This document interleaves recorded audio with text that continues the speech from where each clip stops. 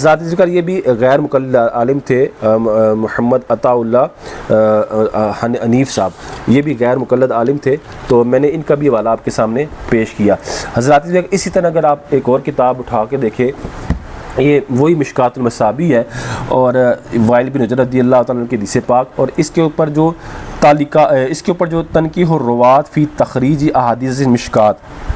इसकी जो हज़राती ज़िक्र जो तनकीह की है, यानी इसकी जो रावियों की जो वजाहत की है और इसके रावियों के बारे में जो उनके हालात जो बयान किए और हदीस के माना की जो वजाहत की है, वो अल्लामा सैयद अबुल वज़ीर अहमद हसन अल मुहद्दिस देलवी ने की है। हज़राती ज़िक्र अब इन्होंने जो इसकी जो तनकीह और रुवात के अंदर इन्होंने जो इसकी वजाहत की, हद्दा का माना जो इन्होंने बयान किया है, अगर आप वो उठा के देखें तो ये सफ़ा नंबर 167 है। और ये तनकीह और रुवात ये भी जो छपी है, ये मजलिस इल्मिया सल्फ़िया की छपी हुई है। ये भी गैर मुक़ल्लिद आलिम है और गैर मुक़ल्लिद ये इनका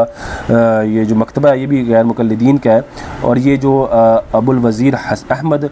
हसन मुहद्दिस देलवी जो हैं, ये भी गैर मुक़ल्लिद आलिम है। तो हज़राती ज़िक्र इन्होंने भी जो यहाँ सफ़ा नंबर 167 के ऊपर जिल्द में इसकी 1 है और सफ़ा नंबर 167 है, और वहाँ जब इन्होंने इसकी वजाहत की,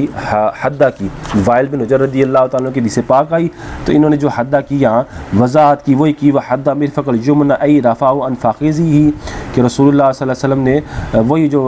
यानी कोनी को रफ़ा उठा के रखा, फ़ाक़िज़ी ही अपनी रान से। वल हद्दु अल मनु वल फ़स्लु बैन शै, कहते हद का माना क्या है कि रुकना और दो चीज़ों के दरमियान फ़ासला करना। वल माना फ़ासला बैन मिरफ़क़ी व जंबी, कि रसूलुल्लाह सल्लल्लाहु अलैहि वसल्लम ने अपनी कोनी के दरमियान और अपने पहलू के दरमियान क्या किया, फ़ासला किया। वो माना यल्तसिका फ़ी इस्तिलाह हालत इस्तिलाही अला फ़ाक़िज़ी, कि रसूलुल्लाह सल्लल्लाहु अलैहि वसल्लम ने कोनी के बुलंद होने की हालत में उसको रान पर रखने से क्या किया, रोके रखा।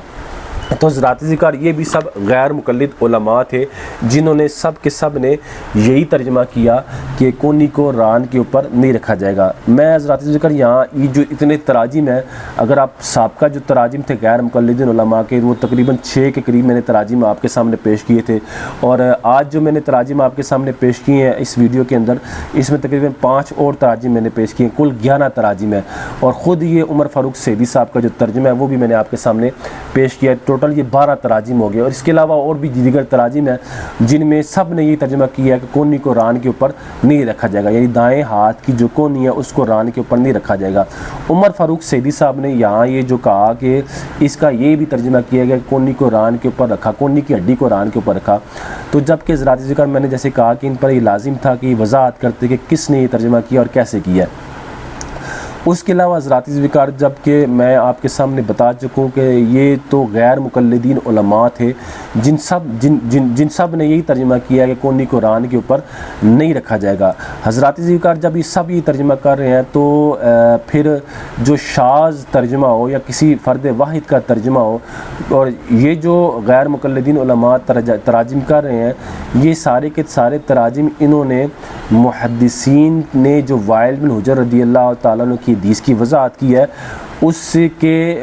उसको पेश नज़र रख के ये सारे वो तर्जमा कर रहे हैं। अब अगर ये कहा जाए फ़वाइद के अंदर के भी कोनी की हड्डी को रान के ऊपर रखने का भी तर्जमा किया गया, पहली बात तो ये किसने तर्जमा किया। दूसरी बात ये है कि जब जमहूर गैर मुक़ल्लिदीन उलमा भी, ये देखें ना 11-12 के करीब ये गैर मुक़ल्लिदीन उलमा है, जो जहाँ तक मेरी रसाई हुई, मुझे जो तराजिम मिले मैंने वो आपके सामने पेश किए कि सब ने यही तर्जमा किया कोनी को रान के ऊपर नहीं रखा जाएगा। तो फिर अगर किसी फ़र्द वाहिद का अगर किसी ने कोई तर्जमा किया भी है तो उसके तर्जमे में अगर उसका ये जो तर्जमा है वो शाज़ है और वो शाज़ उसकी इनफरादियत है, तो इनफरादियत को सुन्नत नबी नहीं बनाया जाता, इनफरादियत को रसूलुल्लाह सल्लल्लाहु अलैहि वसल्लम की सुन्नत नहीं बनाया जाता।